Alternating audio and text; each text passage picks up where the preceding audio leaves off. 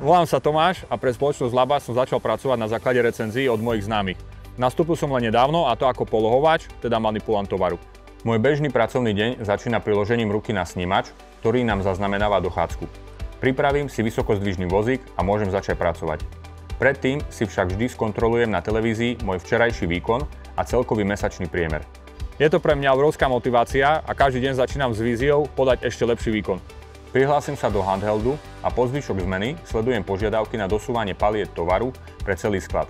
Mojou úlohou je zabezpečiť plné regály v našom veľkoobchode, aby ostatní kolegovia mali dokonale pripravený tovar pre zákazníkov. Pre výkon svojej práce potrebujem osvedčenie o manipulácii s vysokozdvižným vozíkom. Daný kurz nám preplatila firma. Pracujeme na 3 smeny, no najradšej mám rannú smenu, pretože po smene mám čas ešte na svoje koničky. Spoločnosť má bohatý systém benefitov, z ktorých ja najčastejšie využívam multisport kartu a chutné obedy, ktoré máme zabezpečené priamo v novej firemnej jedálni za symbolickú cenu.